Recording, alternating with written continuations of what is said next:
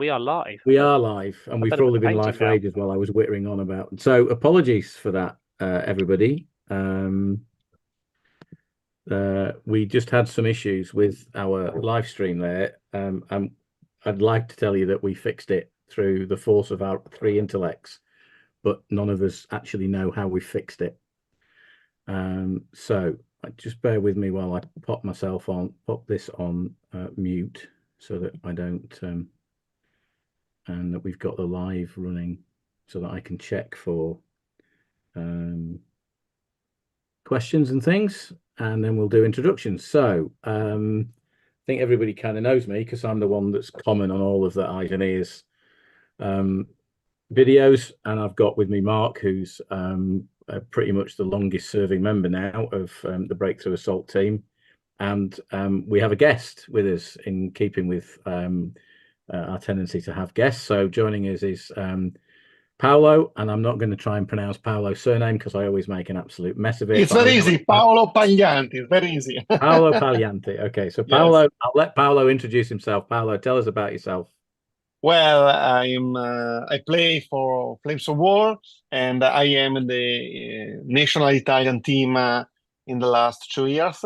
So it will be my third ETC this time because I also did 2022 with Richard and the Iceland team. So it's the third time I will come back to this fantastic event with a lot of good players around the world.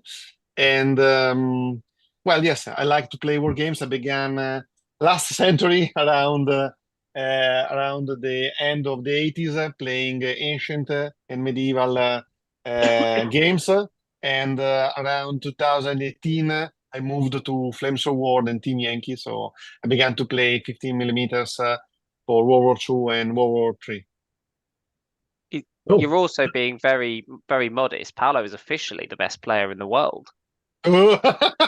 having got the highest individual score at the World Champs at the ETC. Yeah, there you go. I was very lucky. That was 6 wins, wasn't it? So you got 4 wins when you played for us. Yes, which was probably slightly easier. He wasn't trying hard for Iceland. That's what it was. I did the 5 wins when I was playing Iceland and 6 wins when I was playing with Italy. But again, I was lucky because the plan worked. Last year I normally try to play with British Army, even if I'm Italian. I know that is something strange. The reason is that one of the few movies I've seen with my father, he's still alive, just he doesn't like to go to the cinema, was Henry V. And my father is a modelist and transmitted to me the idea of painting and collecting miniatures, doing little dioramas. I moved on and I also began to play war games while he didn't play. But since I remember with a specific, let's say, love moment, the fact that we saw together Henry V, I began to play when I was playing medieval with the 100 Years War English, that is the Henry V, the 14th century armies that conquered half of France. And I played with that army. Nobody played with that army when I was around because it wasn't one of the strongest. I won many tournaments with that one, including I don't remember if I took that army because it was 22, including World Championship for DBMM with the Italian team. And when I began to play Flames of War, it was natural to paint the British Army, and so I began to play. I also play with other armies like the US. I'm not play very often with Axis armies, but for example, in the beginning of June, my friend Etienne from Switzerland called me on Friday, last minute, because he was organizing a tournament, a team-based tournament, and since one player dropped off, he asked me if I can come last minute, and I had to play with the Germans. Because the teams was one Axis and one lie, and the one that dropped off was an Axis.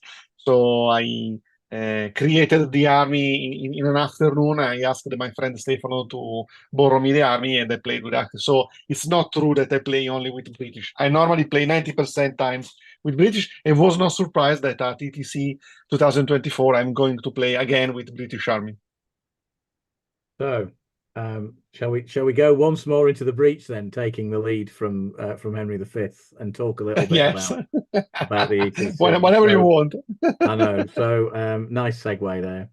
So we're all going to Poland in a couple of weeks' time to play at the ETC.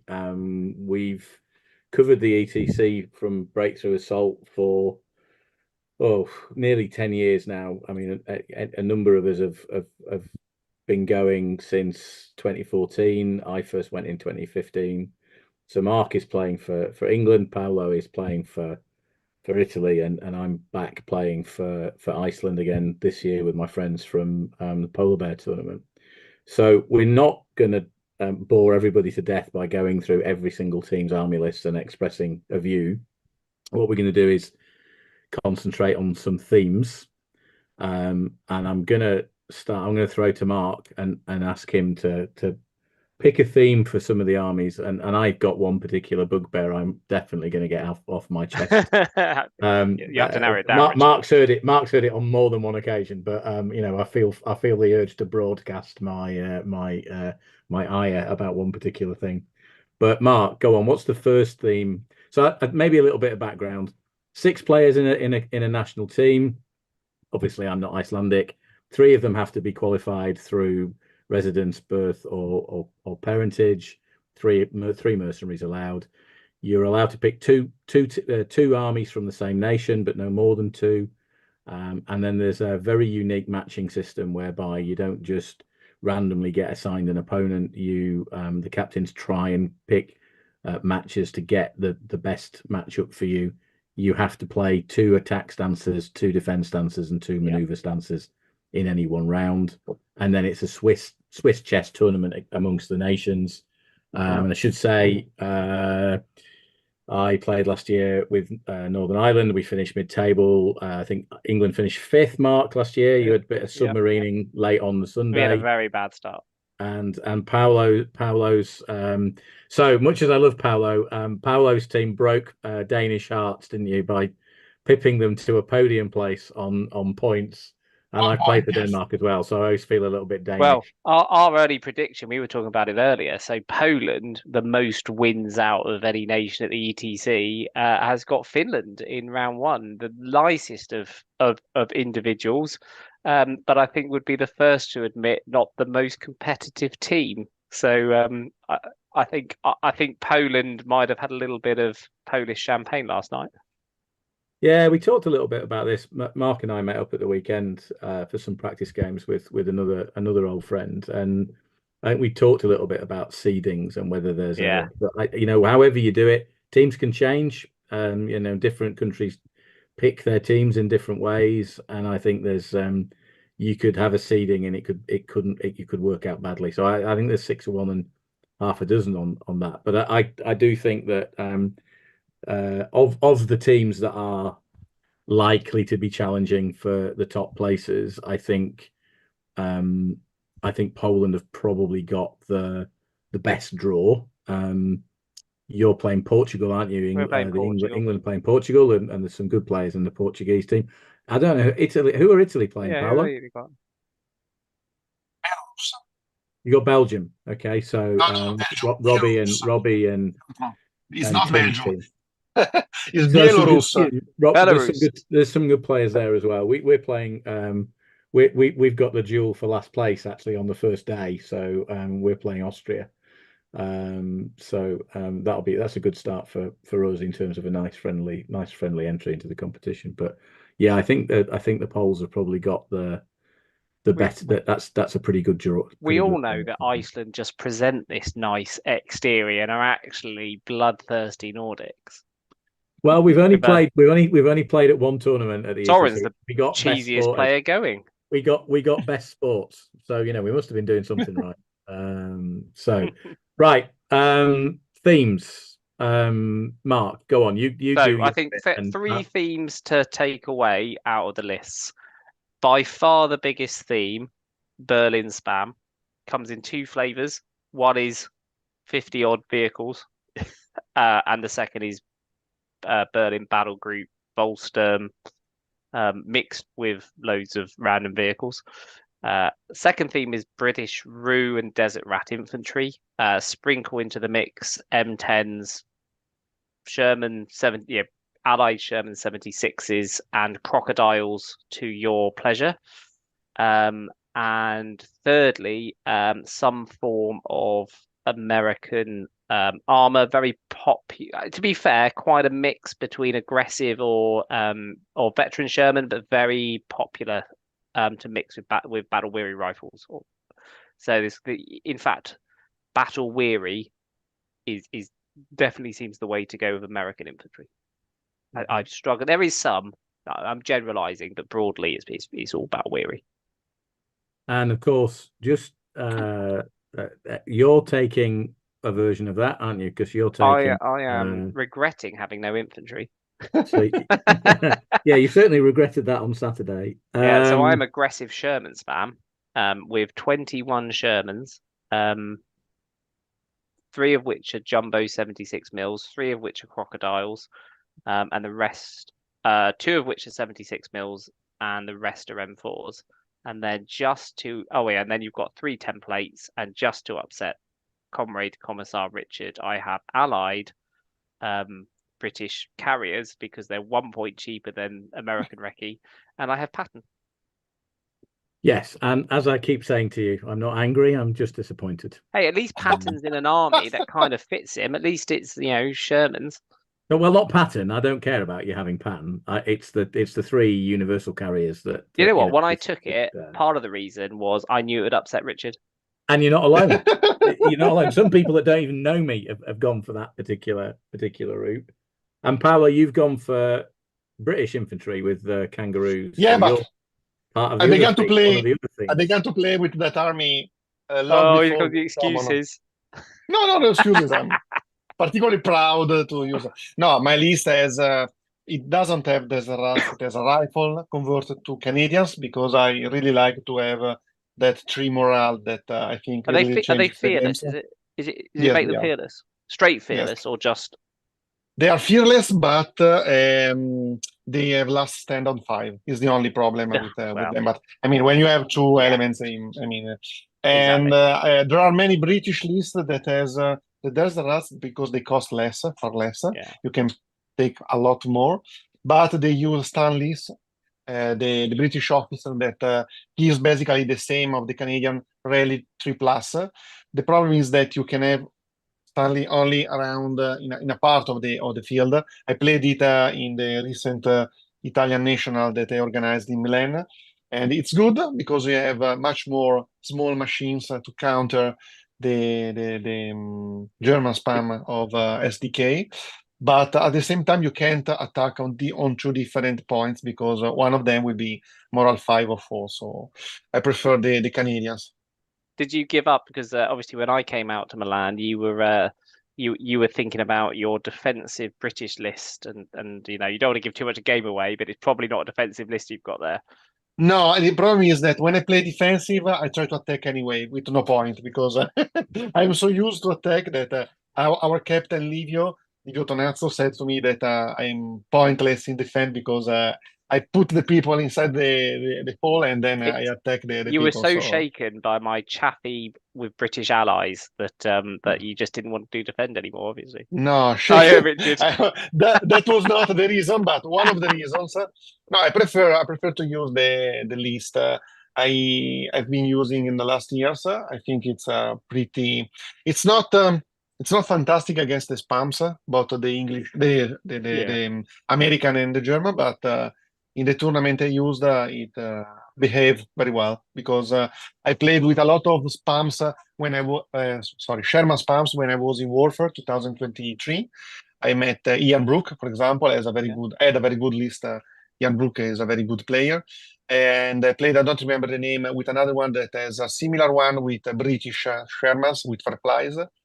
And yes, it's always any turn is frightening because you have only 10 M10 that when they shoot and they hit do a very job. But the problem is that you are outgunned by 24 Sherman, so you have to be very careful. I think the problem with the Shermans is that if you take a lot of people take the veterans like Ian, and No, I'm to aggressive. get. No, you're not. You not, but Oh, yeah. Ian did. And the problem is with the veterans, you don't have the crocodiles that I think is important to destroy the infantry. Otherwise, you don't have any means except the artillery. And also, they last stand. They remount on 4 and last stand on 5. So if you begin to um, hit them even with low caliber and they are bellied out, Oh, if you take they begin to 3 AD. worry. Yeah. Yeah. So Tony Davis, who may be watching. Hello, Tony. Ciao. He'll be at He's work, taken I would imagine. Oh, it doesn't a work, does it? similar number of Shermans to me. I think he's gone for 22, but somehow he's made half of them veteran. So he hasn't got pattern. But he's No gone for the crocs. veteran list, and then he's got the aggressive list as well. He hasn't got the crocodiles, which, as you say, will hurt him against infantry. But when it comes to German spam and things like that, that makes a huge difference. That There's a half similar. of your force is veteran. It's a similar Yes. list to the one that Etienne ran in Madrid in the Spanish Nationals in December. So a formation of veteran Shermans and a formation of non-veteran Shermans. But I'm surprised because he could have taken the Crocs because he's got a non-veteran. Oh no, he's taken the full.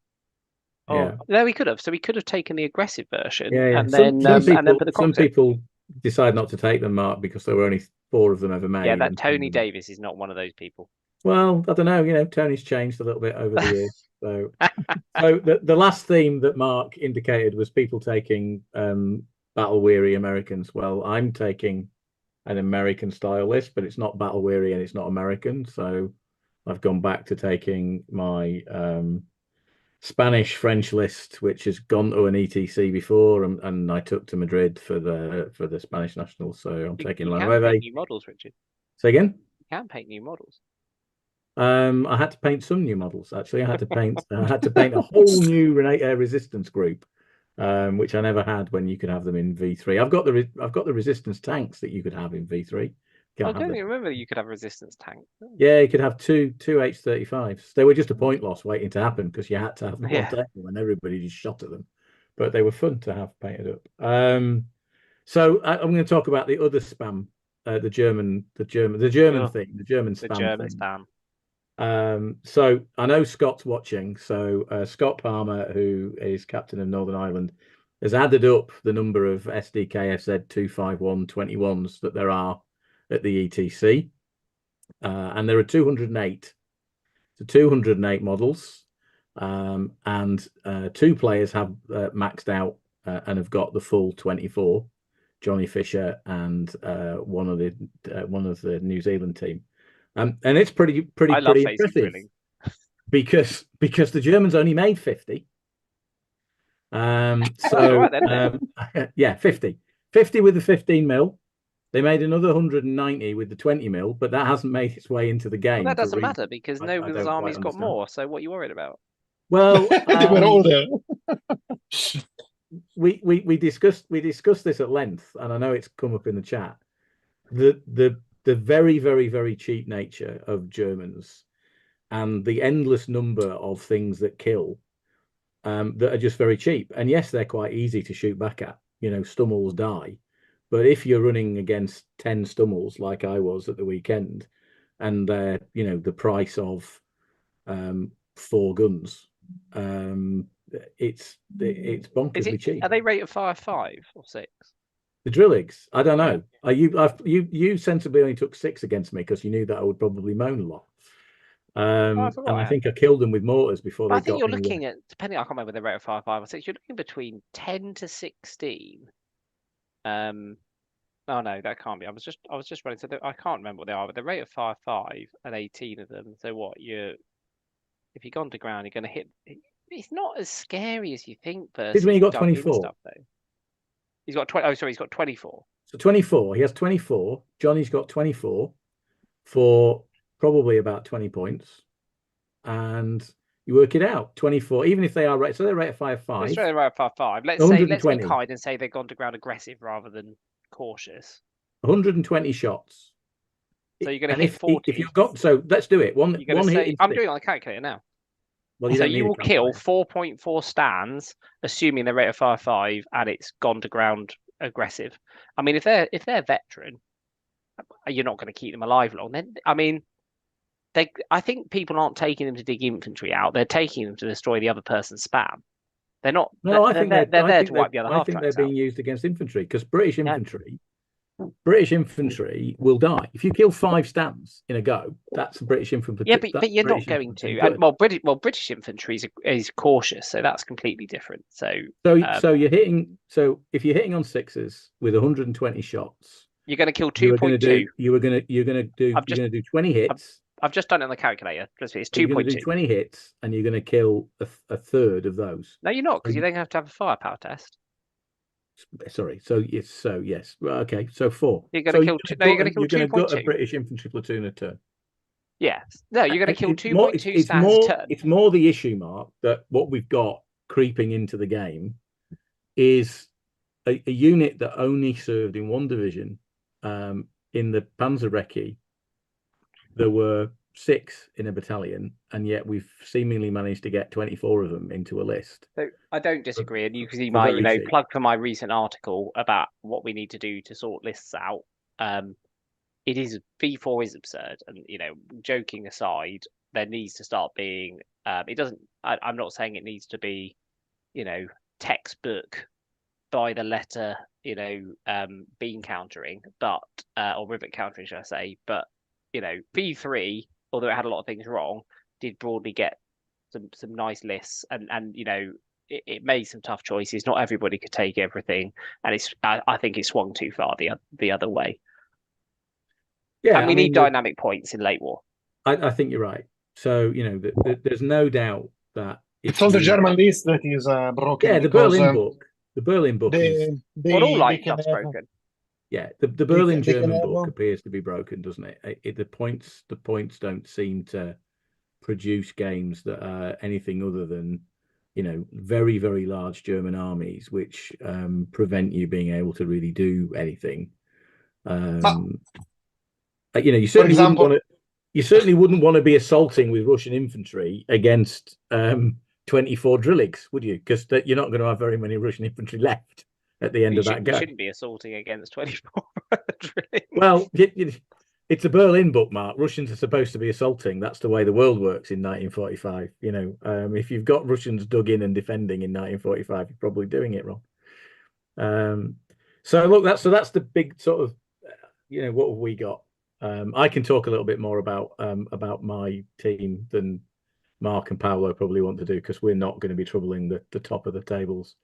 So we have a British list, British Sherman's list. We've got a German list with Hetzers in it. Søren's taking T-34s. Gunnar's taking Chaffies. I'm taking La Nueve. And Rasmus is taking a German defensive list. Our lists are it's they're not designed. They're not particularly designed. Say again. Which one's the German defensive list? I forgot what he's got now. It's got King Tigers in it. That's as far as I know. I think it would be similar to Rasmus's list last time. It's got 88s and King Tigers. Yeah, it's a Berlin battle group, I imagine. And infantry. So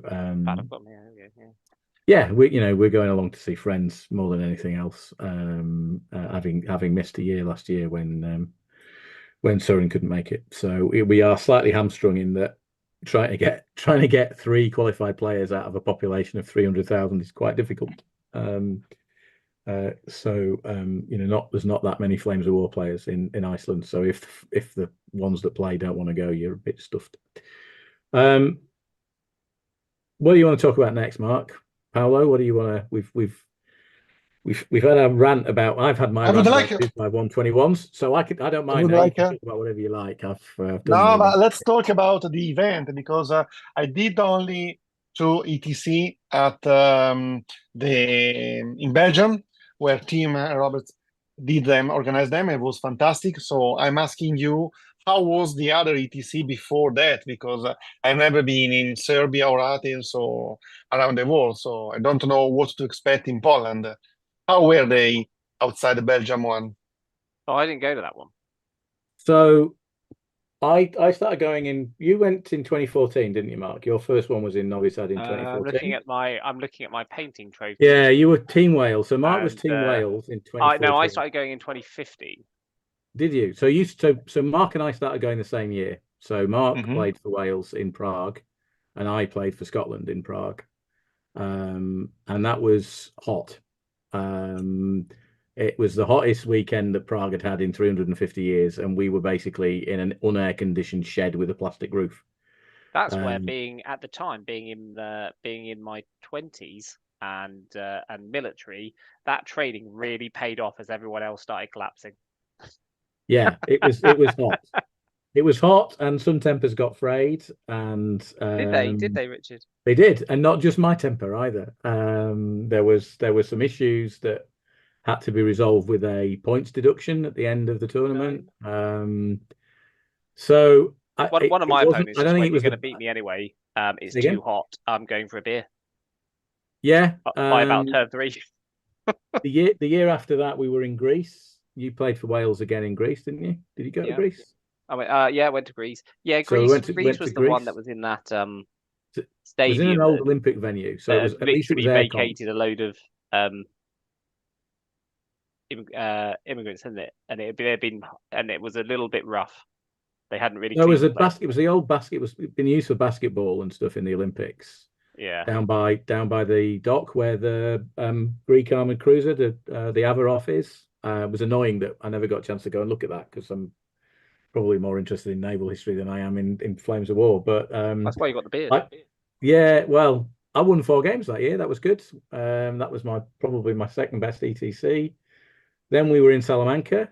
Salamanca was good. Salamanca was cool. I liked Salamanca. That's where we stayed, and it was like at the resort. Yeah. Yeah, you stayed at the resort. Scotland stayed in town, in the city, and that was really cool.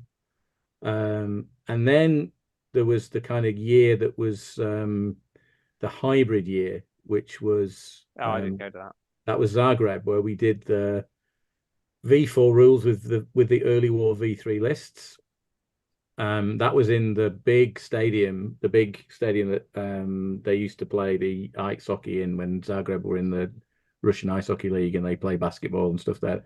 That was great. It was really nice, apart from the chairs, which blew up. So we must have lost about 130 chairs from legs snapping. And that was the year that war gamers. Yeah. Well, some war gamers, could probably do with losing a wee bit of weight. And that was the year that we put my army to the vote of breakthrough assault readers. So I took Norwegians, and it ended up being the best ETC I'd had. So I won 4 again and didn't lose any. I still think the best ETC was Serbia. In what's it? I forgot what it's called now. What was the town? Novi Sad. But you didn't Christian. I've been to Novi Sad, yeah. So guys, Christian is saying the same. So we're going to go around this. You didn't go to Novi Sad. Did you go to Novi Sad in 2019? Not 19. When was Novi Sad? So you must have gone to the ETC before me then, Mark. Because we did go in 14 and didn't win one, maybe. Yeah. So if you've been to Novi Sad and you didn't go in 19, you must have gone in 14. Oh, I must be in 14 then. Yeah, because I wasn't going to go in 14. I wasn't going to go in 19. It was a weird venue in that there was very little terrain.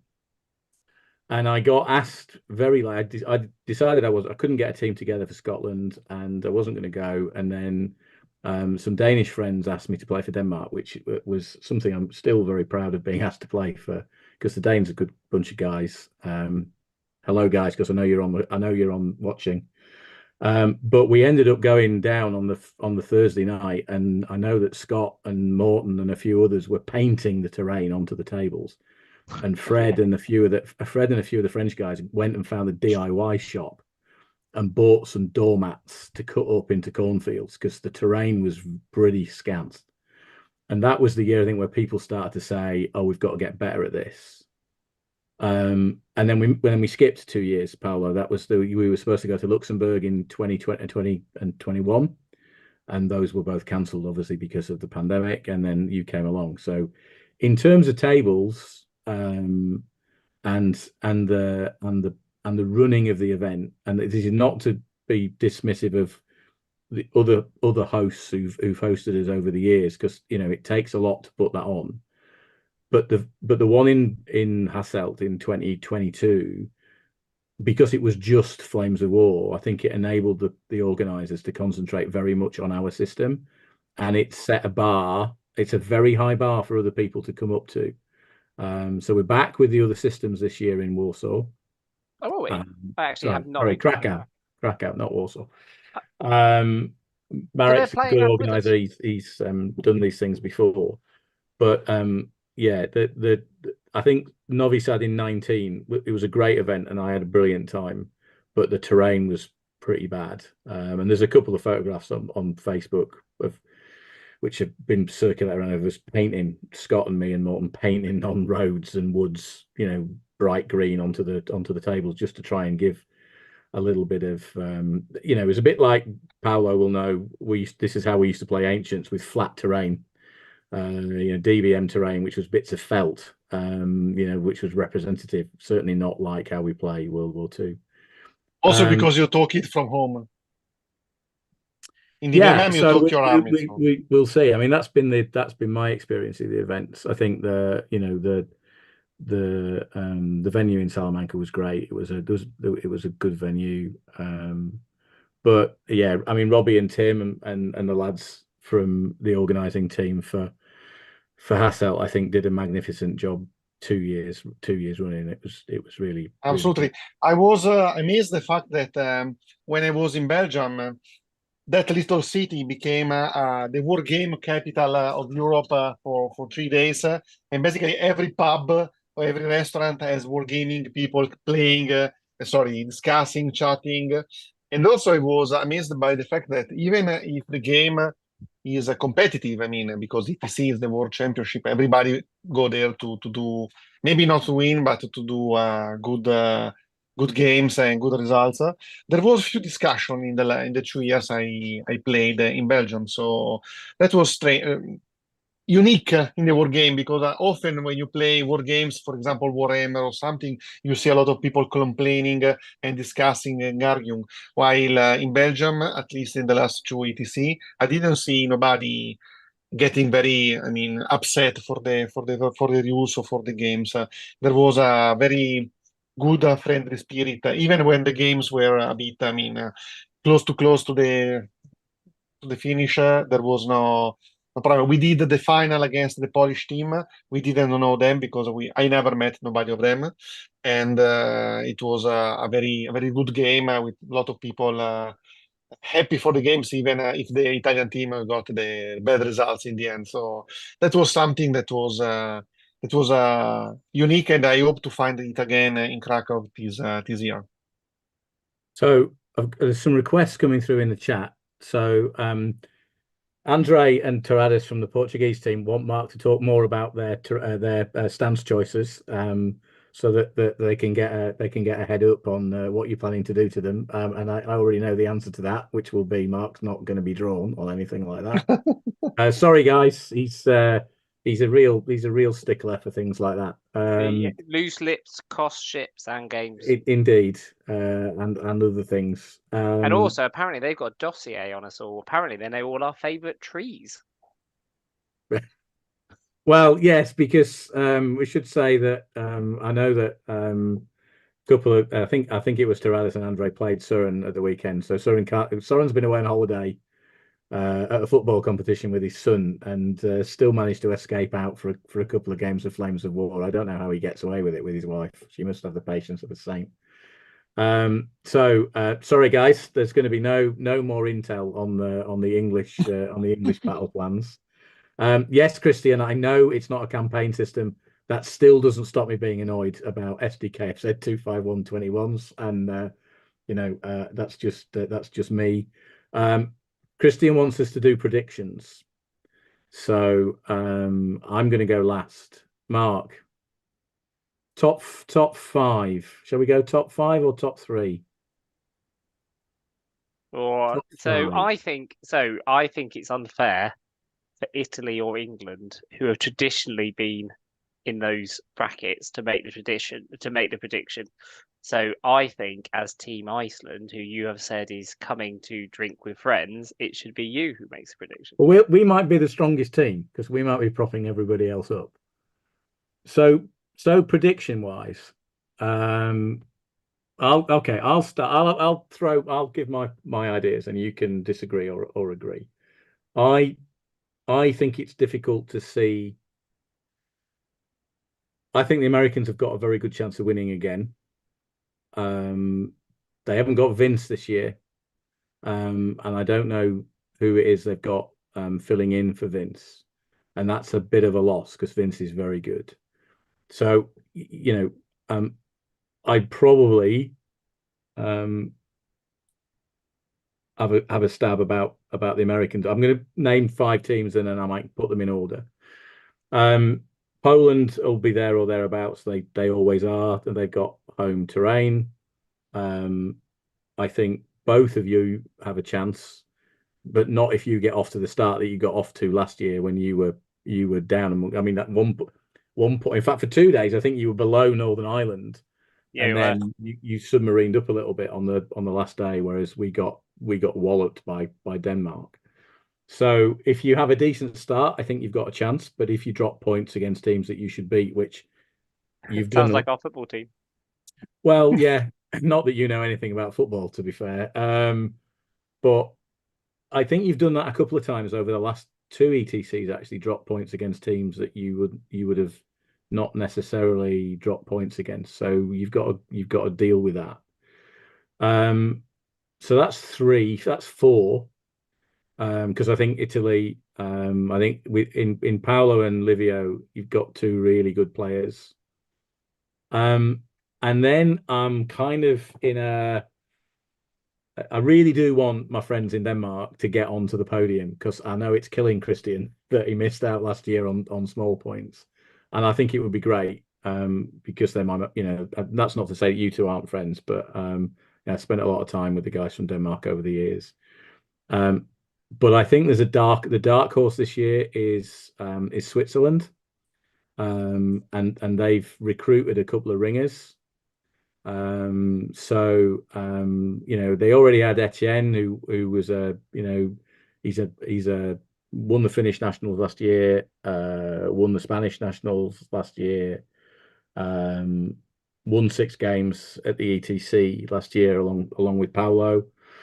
And they've added in Fred, who writes for the blog, who's a reasonably pretty decent competition player. I think Fred was in Milan, I think, for the Italian nationals. He'll be really upset that you've said he's a reasonably good player. Well, he'll be furious. Yeah. Fred, of course, will be bringing his collection of chess clocks, which is a bit of a private joke amongst the blog writers. Ask me later if you want to know. So Stefano. Stefano is a good player. Yeah. So they have some good players. And I think they are going to be over the years. I've played Switzerland a couple of times, and we've never been on. We've played them a couple of times with Scotland, and we beat them both times. That just wouldn't happen now. They're a team that's going. They're a team that's made a decision this year, I think, to have a go at it. So I think the top 5 will come from those 6 teams. If I let my heart rule my head, I'd probably say I think it'll probably go USA, Poland, and Denmark because I want the Danish guys to get on. If I was going to take a wild swipe at it, I might say that it will be one of Poland and the US, and then maybe Italy and Switzerland fighting out for 2nd and 3rd. I think England's got 2 really, really, really good players, and then in Paul and Graham, and I think you've got 4 strong support players. But the tendency to drop points last year, that really cost you, and you've not quite been as good under V4 as you were under V3 with Steve. But it became an obsession with Steve, and it was a very damaging obsession in the end. And Jez, to be fair, in terms of winning. Yeah, well, but more so with Steve, given the situation and what happened. That whole thing became quite obsessional with him. And there were other things as well that impacted on that. But so I think you're going to be top 5, maybe top 6. I don't see you winning it. So there you go. There's your challenge to prove me wrong. So, are you going to critique that, or are you just going to take that as read? Well, from my point of view, I don't massively disagree with you. I think the six you name there are always the strong contenders. And it's really situational. And this comes back to what we were talking about at the beginning. If you get off, while yes, in theory it should level off because the better people play the better people later on, and in theory it all comes out in the wash. I think Poland has a big advantage by drawing a much more casual, is that not playing team? I mean, for example, if Poland had drawn against England or Italy or USA, for example, you're going to knock you're probably going to knock one of them down and one of them up. Whereas, you're unlikely to come out of that with perhaps a 5-6. You could, don't get me wrong, some of the teams, but you're much more likely to be, to be staling out or around the 3 areas. Whereas if, Poland can come around and really knock that out of the park. So let's say they come out there with a 5 or a 6, which I think is quite possible. They are an incredibly good team. Then that could be very hard to catch. So on that basis, I think Poland have a initial leg up, but it's all to play for. Hello. I think the nations you said are nations that I can understand could be in the first top. Thanks for including Italy and for what said about me and Livio. I also think there are some other nations that could be, I mean, could do a very good result. For example, Northern Ireland, I think, is a very good team, and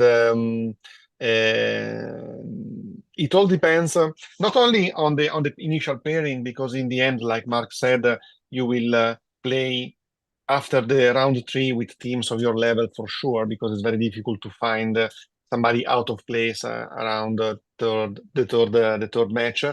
But also how we will use the stance, because since the stance, the defense, maneuver, and tech are hidden, you can play. The captain can play very smart to try some interesting matchups. I remember that it was the same when I played with Iceland, and was interesting to, I mean, he hide the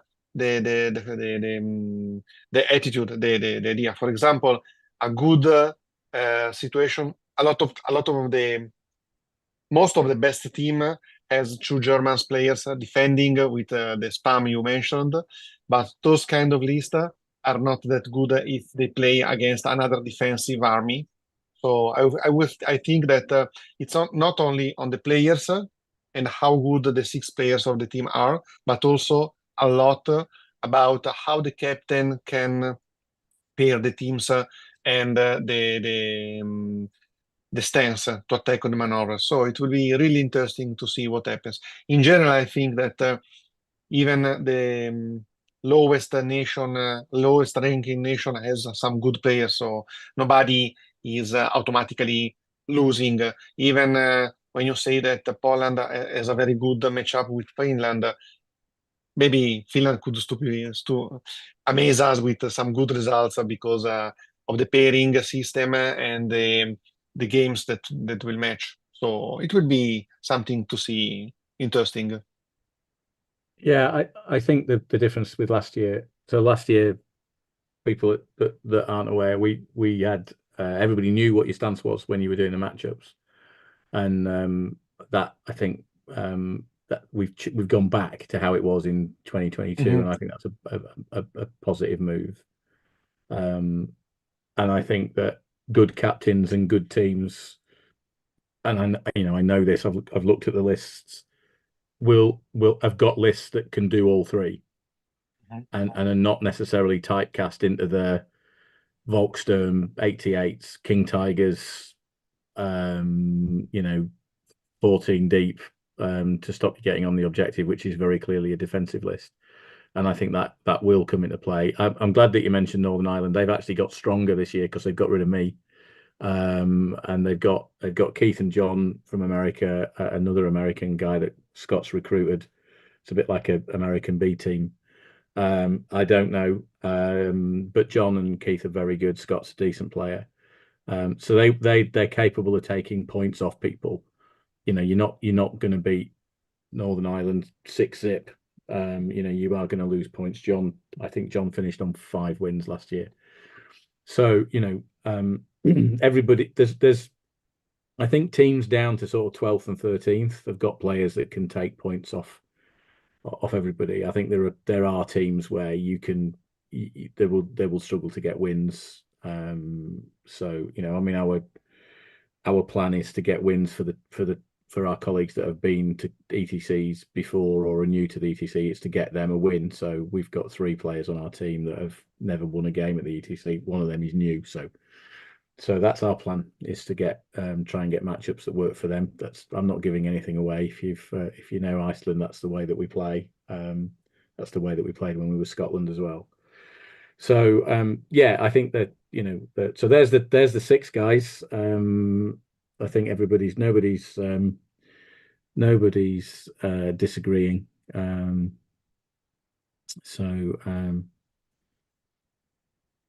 Nobody's telling me that they're probably going to be. So there's a couple of offers, Mark. The Portuguese are offering to do the matchups now live on television. If you fancy a go at that, although they are quite keen for you to have had a drink first. I'm quite happy to have a beer during the game with any Portuguese player. Yeah, they did mention that Hugo says, "Are you bringing beer as a gift again? Because last year's was pretty good." Maybe. Nothing like original. Okay, so Christian has an explanation as to why the ETC terrain in Novi Sad was so bad. It's because the 20-foot container with the ETC terrain got delayed. But I guess my issue is I have no idea where that 20-foot container is now. And I was somewhere with the beautiful. I was chair of the organising committee for 2 years. So it did live in. Well, it lived in Serbia though. That was the issue I had with it. Is it is actually in the hands of the organising team originally of the ETC, who were Serbian, I think, right way back at the start of the ETC. So yeah, that's us. We will be in Poland for 3 days of gaming on the first weekend in August. Anybody? Well, we started a bit late, but I think we're probably coming towards a bit of a natural. Well, I mean, the one thing I say, Paolo, I think in fairness to Team Italy, I found we're going through our predictions at the minute. I found, talking about the ability to do different stances, I found your lists exceptionally, probably out of all the teams, I actually found yours the hardest to judge. So I don't know how the rest of the team found them, but when I went through, particularly once you spend a lot of time looking at the lists and you kind of go back through and you get that kind of feel. So when I first went through them, you had quite a few, like of everybody's, I think you had quite a few question marks, and then you can start to see more of a theme, and you can pick up subtle hints about well, is that attack or is that maneuver? Certain number of templates, things like that can give things away. Doesn't mean it's a foregone conclusion at all, but you have to hedge your bets. But yeah, I found Italy really hard because I think a lot of your lists can do. All your lists can do more than one stance, but some of them I think can realistically absolutely do all 3, and not just they can probably do it, as in they've got a pretty good chance of it. So I think actually for me, I think Team Italy's is the best set of lists in the ETC. I think they complement each other well as a team rather than being 6. It's obvious it's not just a case going you pick defend and you just make a defensive list and maybe on the off chance you can do maneuver. However, secondly, I am not a fan of this, and I know obviously we had a big vote and there was a big discussion back and forth. But for me, so the unique thing of the ETC is obviously the matchup, and that's a really important part of it. But we always want the skill of the game to be the most important thing, but with that flavour. And for me, by having the ability to change stances, is too far. I think we're at risk of becoming a game. It's too much now at risk and swung the other way of becoming matchups where your chance of winning is already swung too far on how well that matchup has gone. There's so many variables in it now and so much guesswork prediction that it's too much about the teams. And all this does is favour the more experienced teams, if anything. So you can have an inexperienced team with some great players, but I would suggest a team with perhaps overall less experienced players, but some really good wizards of how to match up and experience of that, overall beat them in the competition. And yeah, for me, I think it's gone a little bit too far.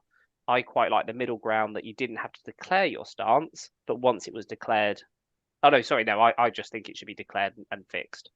There was a middle ground where you didn't change it, but then as soon as you've done the first round, everybody knows. So it's pointless. And we live in a free society, Mark, where you're perfectly entitled to be wrong, and to express that as a view. I think I know that there are other countries where they play declared stances in competitions, but I think most European countries declare your stance after you've at the start of the game, and I think the way that we do this keeps it more in keeping with the way that the rules are written, and certainly the way that competitions are played. I found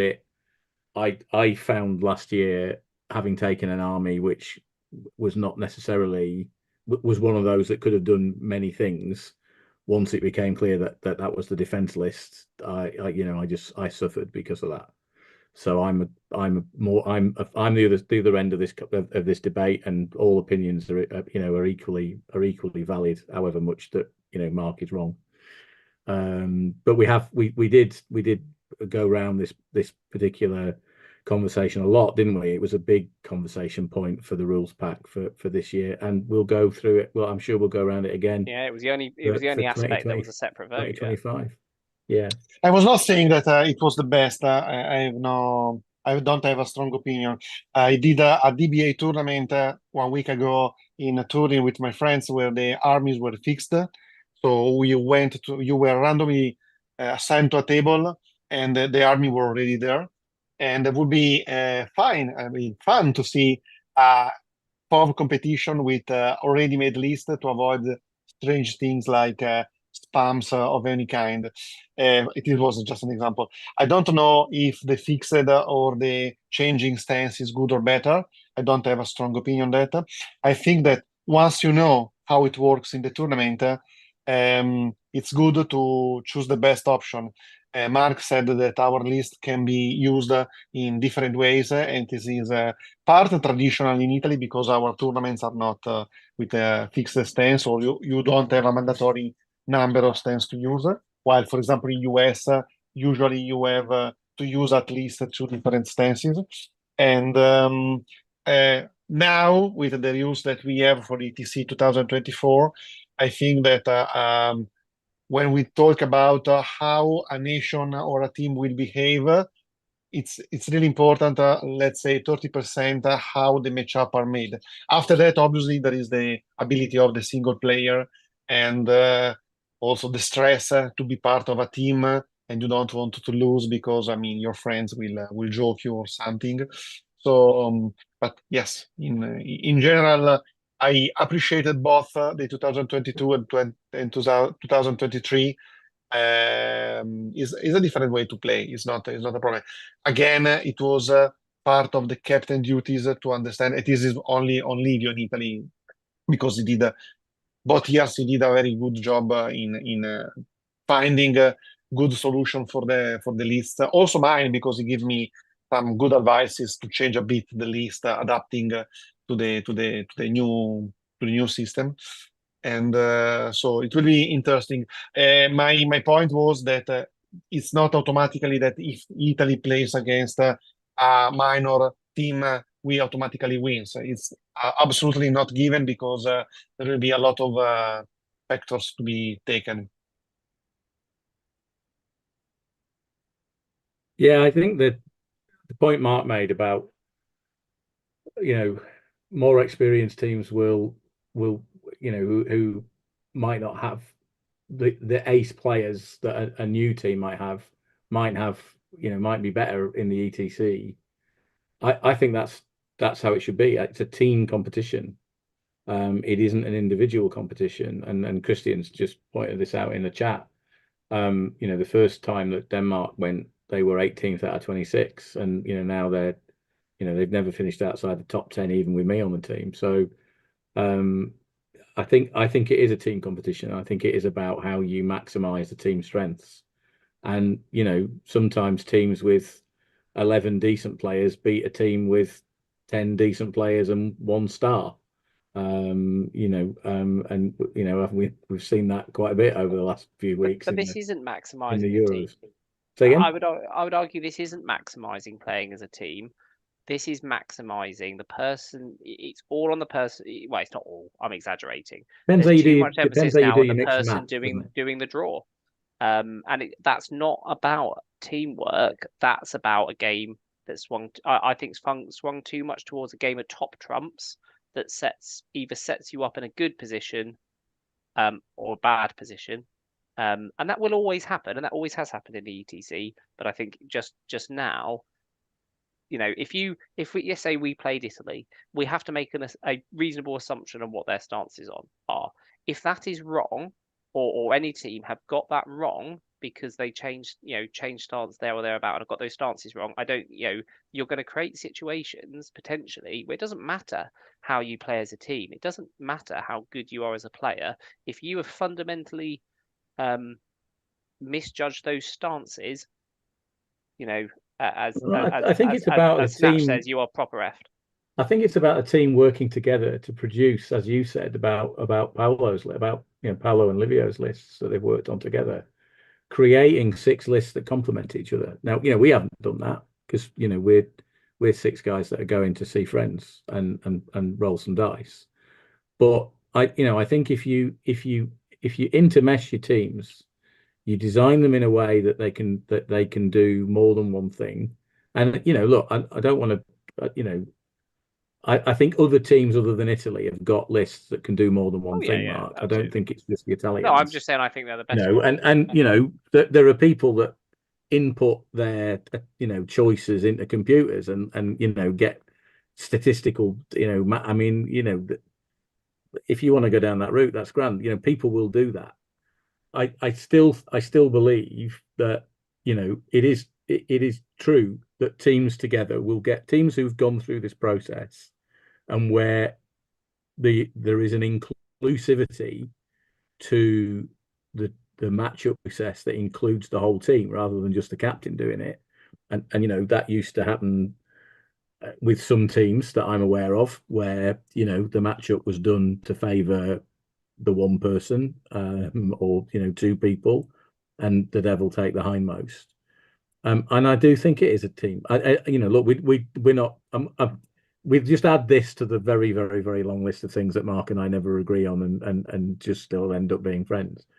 I can see Mark's point of view. I just found the experience with closed stances in 22 much more enjoyable than open stances in 23. And we'll see. Maybe it'll work better. Maybe if it doesn't work as well this year, or then we can revisit. Did you have to? So there were closed stances, but could you change them between rounds? Yes. Oh, okay. So it was the same as this year. Yeah. So you didn't have to always be defend, or didn't have to always be, and that was the case last year. You didn't always have to be defend, but your opponent knew that you were defend when you went down. Yeah. So if you put down a list, everybody knew that was a defense list, or everybody knew that was a maneuver list. And I think that does change the way that you are able to pick. I mean, I think this is a bit of it is a slightly esoteric debate for people that are, mind you, having said that, there are currently 15 people watching us, and none of them are people that have not been involved at some point with the ETC. So, but 9:45, I've got a long drive down to Wales tomorrow, so I'm up early. I think we've been on about an hour, I think, with slight delay caused by the problem that we fixed by doing something that I have no idea what we did. Will you make us all a And promise, you and I Richard? need to sort out a time to do a chat about your article, don't we? Because we're going to do some. Yeah. Mark's writing some articles for the blog about what we would want version 5. We touched on it a couple of times in the blog, but and on here about what we want version 5 to look like. And what we were going to do is Mark's going to write the article, and then we'll host a video chat, and people can come on, and you know, we might even, we haven't discussed this quite yet, but we might even just pick a couple of people. So if you're making comments on Mark's articles and you've got questions or debate points, we might invite you on so that we can have that as a debate with the readers. I think is probably not a bad idea. Although Mark just opened his mouth and shut it again, which is probably an indication that Mark's not comfortable with that. So we haven't decided on that yet. Say again? I'm only joking. But we are glossing over the important questions. So will you commit to the, was it 15 people watching, that if Iceland come in the top third, you'll shave your beard? Yes, absolutely. There we go. You heard it here first. If we finish in the top, so if we finish in the top 7, I'll shave my beard off. To be brutally honest, guys, it's probably coming off after the ETC anyway, because it came off last time after the ETC. Because frankly, it's a bit of a pain in the summer to. I'll do the same. If Italy comes, the first 3 I will shove off my beard. Okay, I mean, not so we'll all biggest as yours. But you're the opposite. Shaving. If you come in the bottom third, you have to shave it off. No. I don't want to bet on that. I think we're both safe on that bet. To be fair, Paolo. Sorry, team. I don't think we're going to be top 7. We could be top 3. Some chat about that. About blue sky thinking and about where we take. And in fact, we were chatting tonight on the amongst the blog writers and looking at the timescale. So V4 is by a long way now the most long-lived version of Flames. It's 7 years old. Version 2 lasted 6 years. Version 3 was done and dusted in 4. We got through early war, mid war, late war, and the Pacific, and in 4 years, and killed it off. We're now 7 years into version 4, and we still haven't got early war. So there's a lot of conversations around that are coming up, come out in Mark's writing. So we'll have a chat about how we do those, but with that is the intention. It's just getting the time between the two of us to set all this up. Anyway, I think almost all of you that are on here, I will see in Poland in a few weeks' time. So safe travels, everyone, and I'll see you all soon. Okay. Ciao. Thanks for the chat.